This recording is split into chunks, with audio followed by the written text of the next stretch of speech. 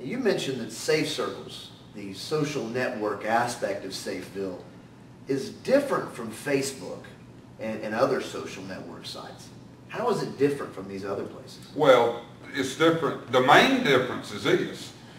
Literally, Safe Circles is Facebook without the bullies, molesters, predators, and criminals. That's the big difference. As far as everything else goes, it's very simple. It's just that the criminals cannot function inside of Safe Circles, and here's why. In order for a child or a student to have a Safe Circles account, an adult must come forward and register for a SafeVille username. And that username is an email address, a SafeVille email address, just like an AOL email address. Like mine could be mac@safevilleusa.com, and that's my username too. Okay, if I go and I set my child up a Safe Circles account, my username appears right above their username on the account. Just like Facebook, where your username is, right above it will be my SafeVille USA username. I'm the adult. I'm the person that's responsible for everything that child does on that account. I've got total control over that account. I can monitor anything and everything that goes on in that account. If anything inappropriate goes on in that account, I'm the person you contact. If anything criminal goes on in that account, I'm the person that law enforcement contacts. I am accountable for everything that goes on in that account. The anonymity, the anonymous part, that criminals, this is their golden weapon, is anonymity. The anonymity that's their golden weapon is gone. Even though you may not be able to tell who I am just by looking at that account, we at SafeVille USA can specifically identify that person and provide a photo of them just from that username. So it all goes back to that. It's a safe Facebook type site because everything that goes on in there, somebody is accountable for. That's the basis of the whole thing. And that parent has control over what's deleted, what's posted, everything that goes on in that account goes back to that parent or that adult. That's what makes it different. You mentioned that as a parent, I have total control over my child's Safe Circles account. Well, specifically, what levels of controls are in place for parents to safeguard their children? A to Z, and this is what I mean by that. Everything that your child does on Safe Circles, you got control over it if you want. And let me tell you what I mean. When you set up your child's account on Safe Circles, you have a control panel. And you can check the options that you want to use. The anti-delete option, you can check that, which means that nobody but you can delete anything off of that account. That you will read everything that comes in and everything that comes out of that account. That you have to put in your password in order for anything that comes in or goes out of that account to be deleted. Only you can do that. Same thing for the games. The SafeVille Arcade or the SafeVille Theater, the movies. If you don't want let's say that your child made a bad grade and you say no movies. All you got to do is go to your control panel and block him from going, him or her, from being able to access the movies. No movies. Let's say that your child didn't clean up his or her room and you say no games. All you got to do is go on the control panel, block it. You can block anything. You can even have to approve any friends that your child accepts into their account. You can approve any pictures. You got to delete an option button there that you can click on that your child can't post pictures without you putting your password in there and approving those pictures. You have the total and complete authority over everything that happens in that account. You got a control panel that you can take control over all of it, some of it, whatever you think is appropriate for your child. You have at your disposal the ability to control everything in that account from A to Z, 100%.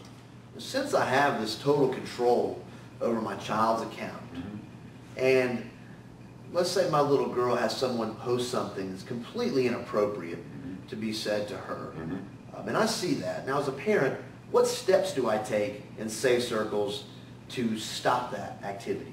All you got to do is report it. There's a reporting system there. All you got to do is report the incident.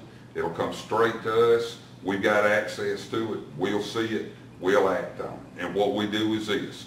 When we get something that's inappropriate, we look at what's going on here. If it's criminal, of course, it goes straight to law enforcement. If it's not criminal, if it's just against the rules like rude or bullying or something like that, we handle that on our own. Now, the thing of it is this.